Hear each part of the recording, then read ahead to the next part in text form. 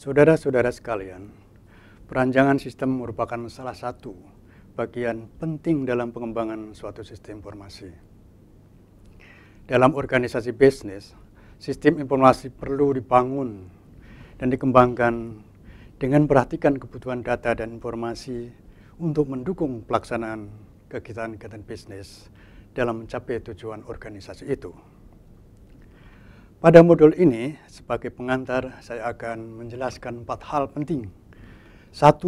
Berkaitan dengan System Development Life Cycle atau SDLC, yang biasa kita sebut juga daur hidup pengembangan sistem. Yang kedua, kita akan coba menjelaskan Information System Business Design atau perancangan sistem berbasis bisnis. Yang ketiga, yang penting adalah framework bagaimana merancang sistem informasi berbasis bisnis. Di sana ada 2 pendekatan, pendekatan terstruktur dan pendekatan berorientasi objek. Yang keempat, kita akan coba melihat risiko apa yang terjadi apabila perancangan kita salah. Saudara-saudara sekalian, pada gambar yang bisa kita lihat pada gambar 1 ini, Sistem Development Life Cycle terdiri dari 5 bagian penting atau 5 tahapan penting.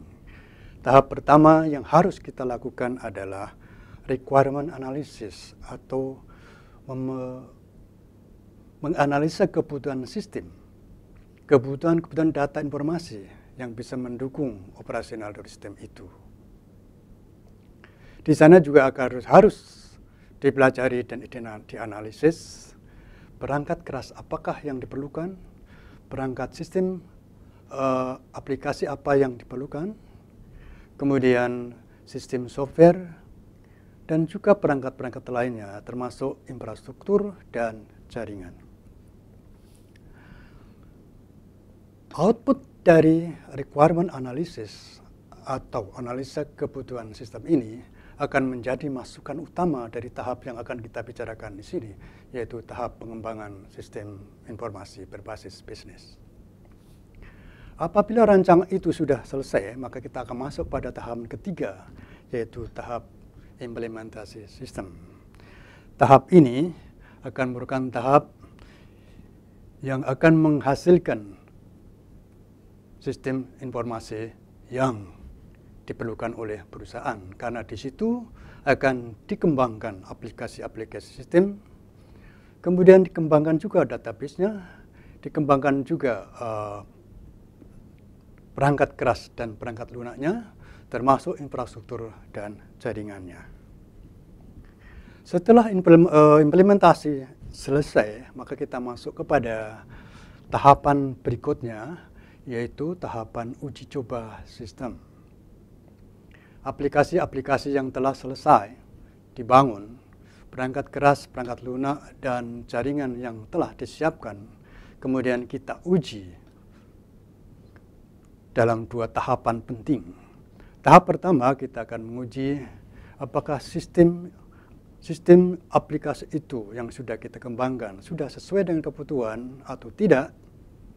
Dan setelah itu semuanya selesai kita uji, maka tahap kedua adalah menguji sistem secara live, dalam arti sistem informasi itu kita implementasikan atau kita jalankan di dalam sistem bisnis. Sehingga di situ akan terlihat apakah pelaksanaan kegiatan bisnis sehari-hari, baik itu oleh pimpinan perusahaan, oleh manajer, oleh para pelaksana operasional kegiatan bisnis, sistem sudah dapat mendukungnya atau tidak.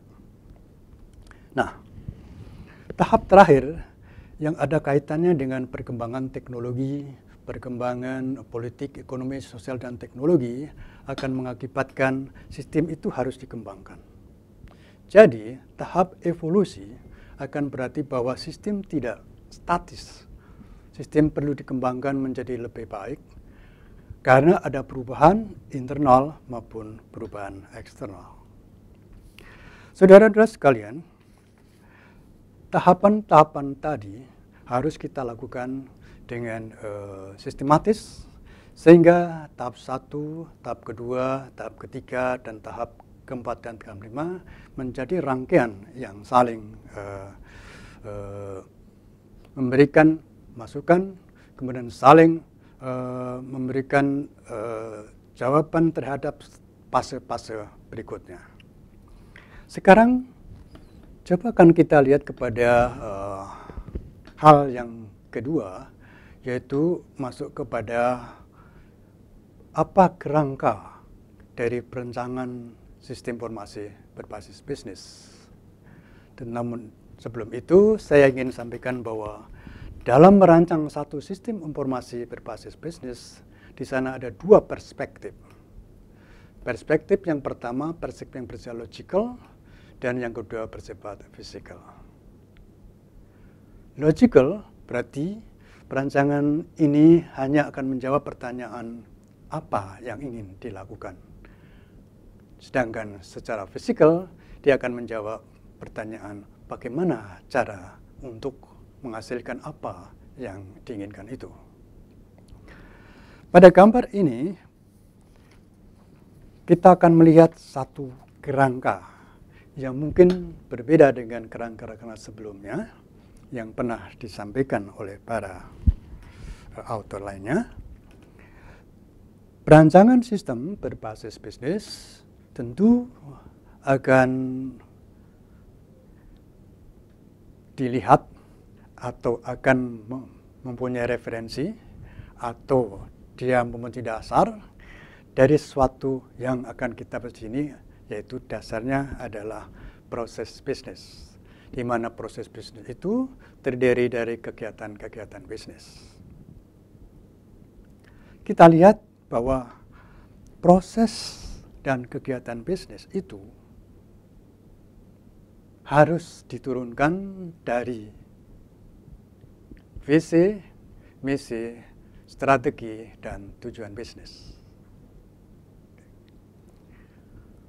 Proses dan kegiatan bisnis harus selaras dengan apa visi perusahaan, apa misi perusahaan, apa strategi perusahaan, dan apa tujuan perusahaan itu. Sedikit tentang tujuan perusahaan. Pada umumnya perusahaan itu didirikan karena ingin menghasilkan suatu value yang biasanya didapat dari memproduksi barang atau jasa. Atau ada perusahaan yang sekaligus memproduksi barang dan juga jasa. Jadi, proses bisnis yang terdiri dari kegiatan-kegiatan bisnis itu akan berkaitan dengan satu, bagaimana memproduksi barang dan jasa itu, tetapi juga dia akan berkaitan dengan bagaimana barang atau jasa itu dijual kepada pelanggannya. Yang kedua, bagaimana produksi itu dibuat, dan yang berikutnya adalah bagaimana material atau bahan baku produksi itu didapatkan. Lebih dari itu, tentu perusahaan mempunyai rekan kerja atau mitra kerja atau partner bisnis.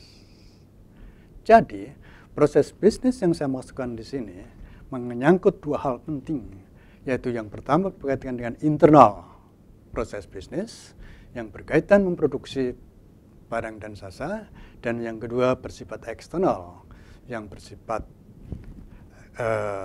komunikasi dengan lingkungan eksternal perusahaan, yaitu bagaimana dia melayani perusahaan, melayani pelanggannya, berkomunikasi dengan para pemasoknya, dan juga berkomunikasi dengan para mitra kerjanya.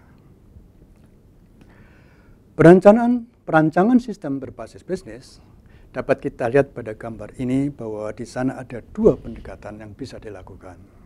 Yang pertama, pendekatan terstruktur, yang nanti kita akan bahas lebih lanjut. Dan yang kedua adalah pendekatan berorientasi objek. Samping kiri, kita akan lihat bahwa di sana ada 3 rancangan yang biasa dibuat di dalam rancangan berorientasi terstruktur. Pertama, entitas relationship diagram atau kita singkat dengan ERD. Para analis sudah tahu betul bagaimana cara membuat ERD. Akan tetapi, di sana ada sesuatu yang mungkin akan menjadi kesulitan bagi para analis muda, karena pada saat menetapkan entitas dan relationship pada ERD, para analis itu hanya berdasarkan kepada definisi saja atau pengertian saja. Oleh karena itu dia mengalami banyak kesulitan. Di sini saya akan memperlihatkan bahwa entitas dalam ERD ada kaitannya dengan rancangan proses bisnis dan kegiatan bisnis. Itu yang membuat mengapa proses bisnis dan kegiatan bisnis menjadi dasar dari perancangan entity relationship diagram yang kelak akan digunakan menjadi rancangan database. Yang kedua, kita akan berbicara data flow diagram. Data flow diagram tentu sudah banyak diketahui bahwa di sana ada 3 level diagram. Yang pertama kita sebut dengan konteks diagram, zero diagram, dan detail atau diagram rinci. Para analis yang sudah berpengalaman, dia punya banyak pengalaman di situ untuk membuat data flow diagram, terutama dalam membuat dekomposisi dari diagram konteks menjadi diagram 0. Kemudian dilanjutkan dari diagram 0 menjadi diagram rinci. Tapi bagi para pemula, di sana terlihat kesulitan untuk melakukan itu. Dan kadang-kadang dia akan mendapat kesulitan dalam melakukan dekomposisi seperti yang saya jelaskan tadi. Nah, apakah proses bisnis dan kegiatan bisnis dapat digunakan sebagai acuan atau sebagai pendekatan membuat proses-proses bisnis itu dalam satu data flow diagram? Disinilah yang akan kita bahas berikutnya, karena kita melihat bahwa rancangan dari proses bisnis itu nanti dapat kita gunakan untuk menjadi dasar atau pendekatan membuat diagram yang biasanya susah dibuat, yaitu data flow diagram.